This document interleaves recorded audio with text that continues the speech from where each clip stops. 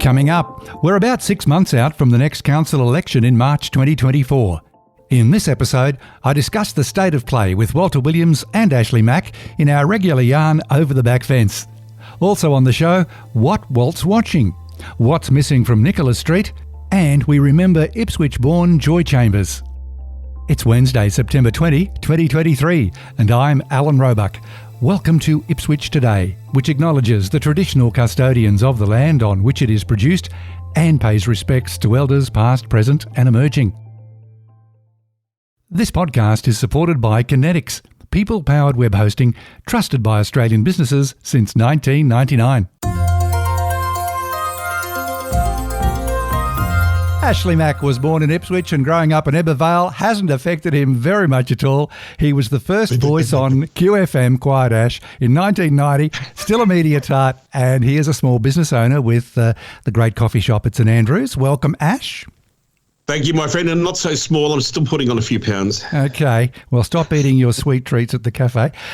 Walter Williams has called Ipswich home for 32 years, and you'll know his voice on many TV and radio ads, and was previously heard doing his own show on QFM, 4BH, Star FM, River and 4BC. Welcome, Walter.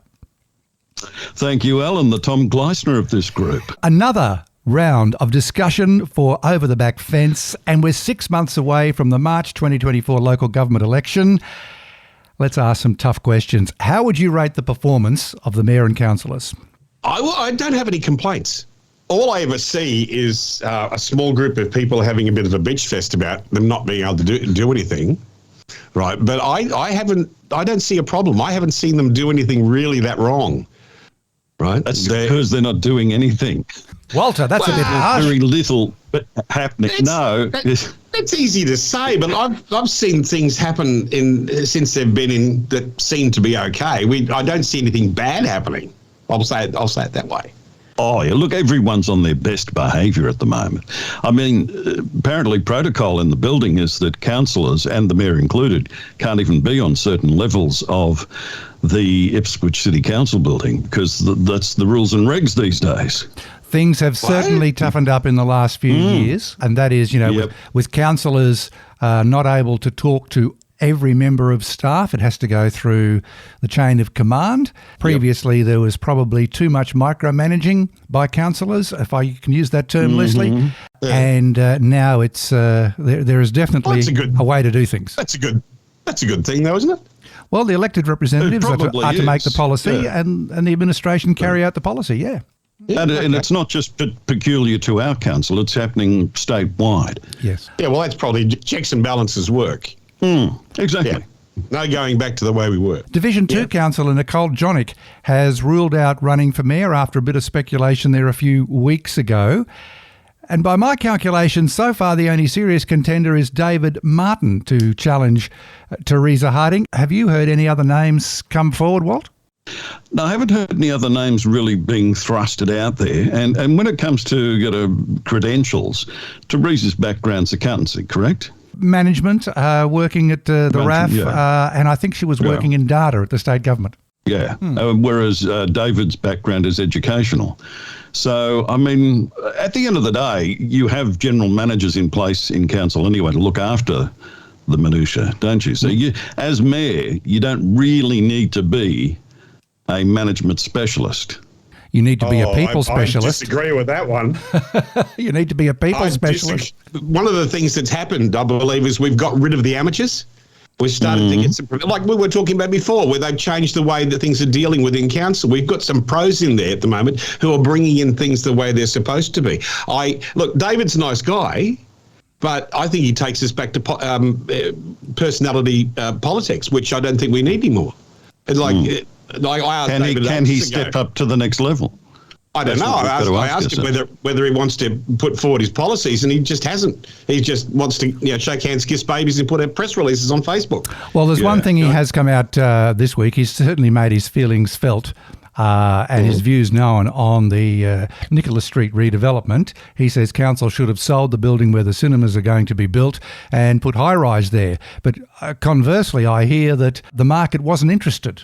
no one would buy it anyway as a derelict site. So what do you do? One of the things about having a backseat run at things like that without having the information there, it's easy to put out a press release that looks good and sounds good. But once you get the facts and figures, right, a lot of people knocked what they did previously with that. But if you actually have a look, I think we're into profit, aren't we?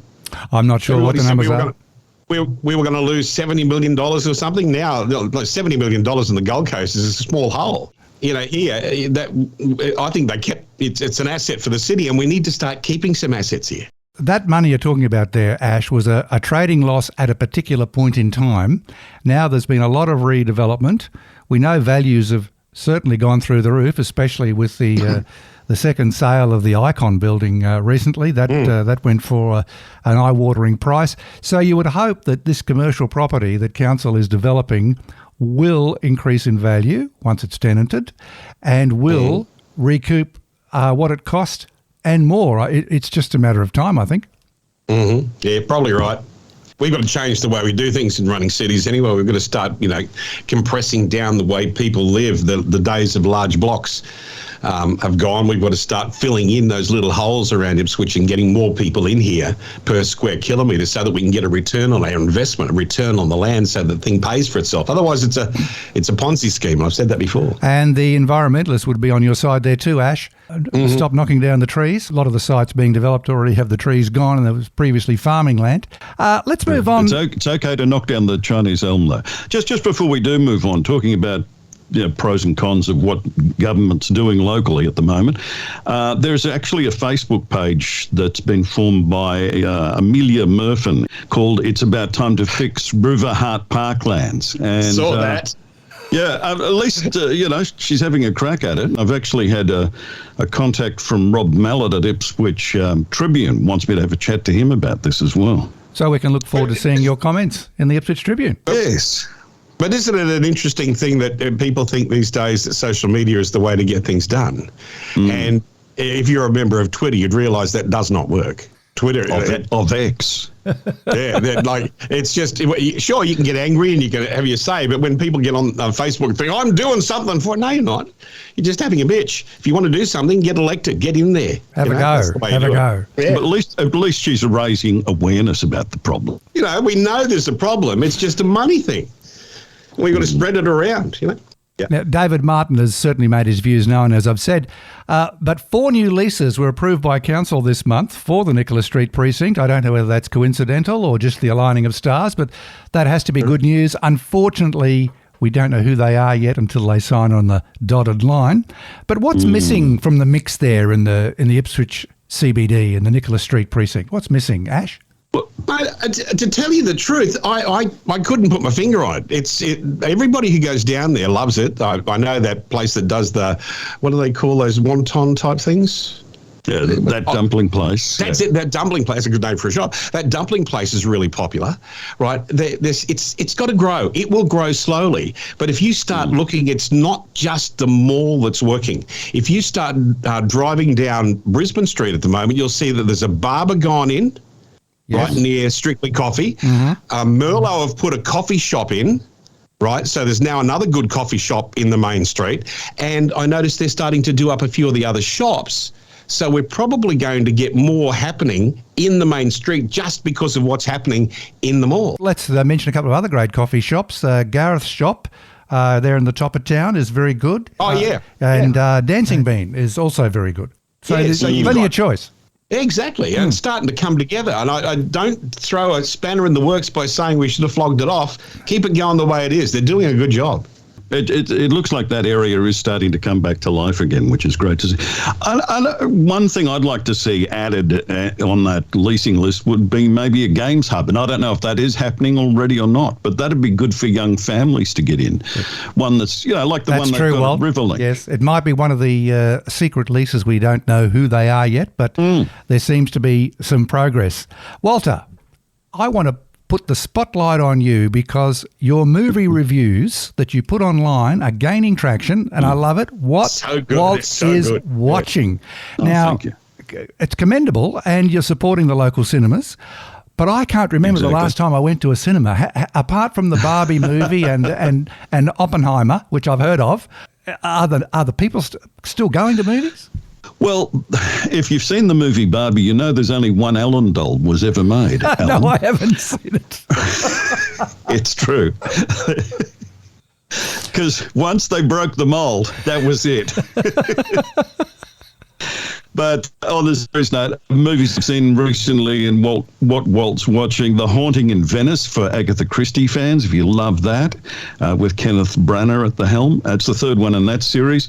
And even I caught up with, but it wasn't local, I had to go to Palace at Petrie Terrace to see Ego, the Michael Gudinski story, which you guys and anyone who's a music fan has to track down, because this is the period us old broken down radio jocks here covered from the 70s onwards, and it's fantastic. You'll really enjoy this, and there's so many people that you know on the screens, you've interviewed, you've partied with, whatever. It's a great story about Gudinski's life. He's no angel, and it's all there for everyone to see. But I think the biggest problem facing cinema at the moment is the Hollywood strike.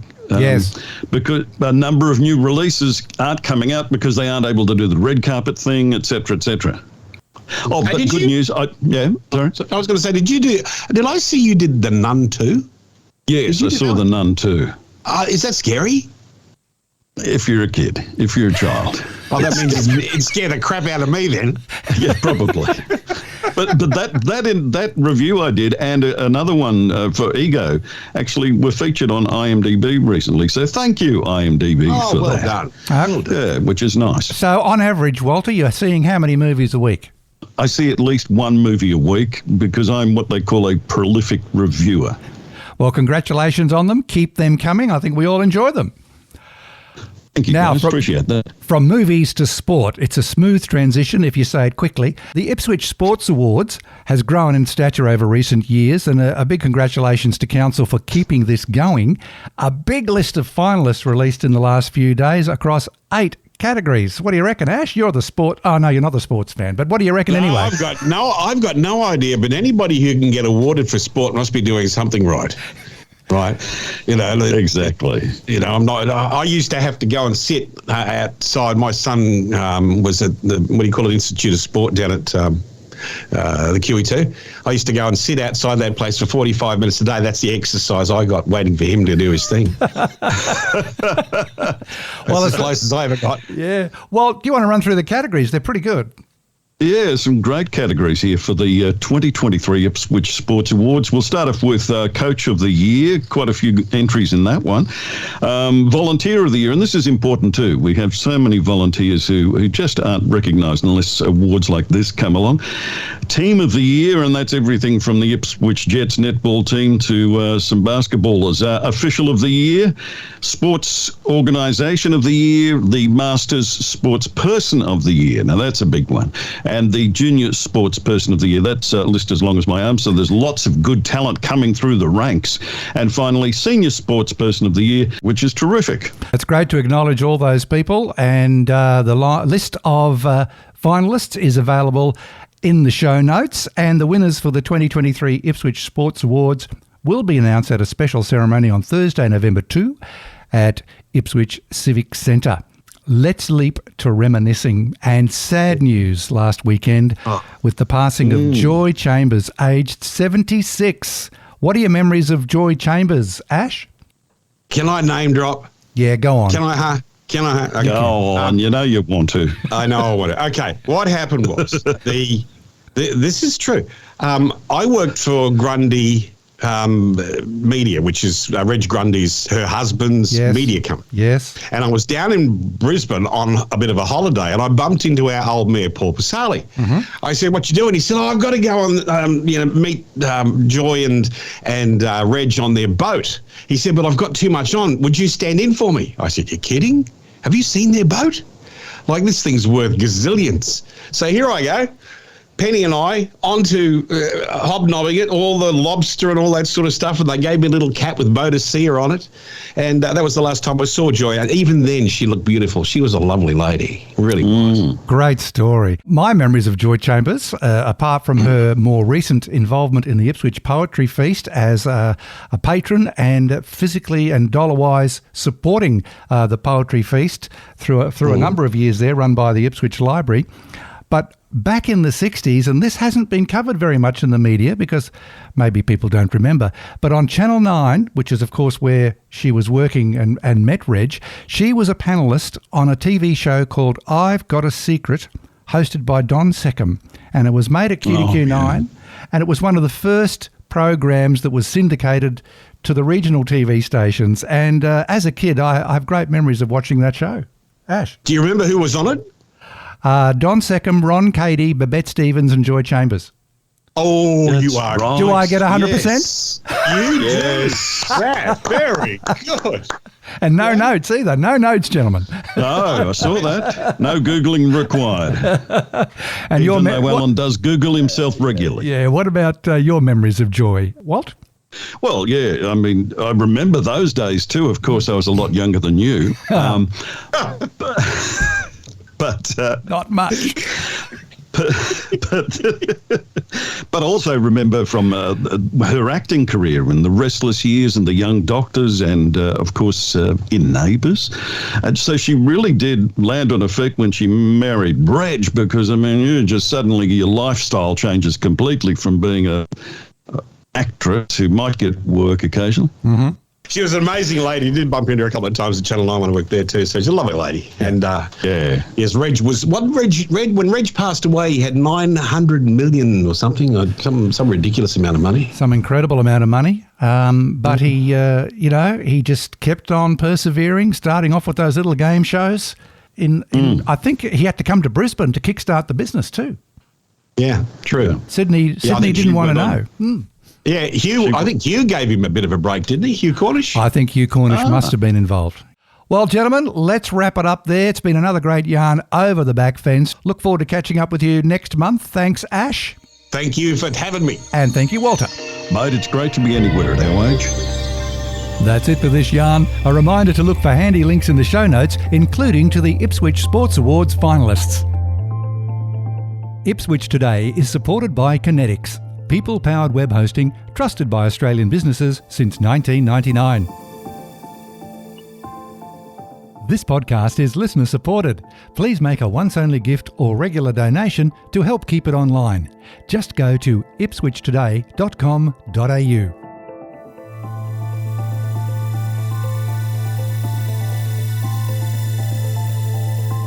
Follow and stream this podcast from your favourite app, including iHeartRadio, or play Ipswich Today on smart speakers.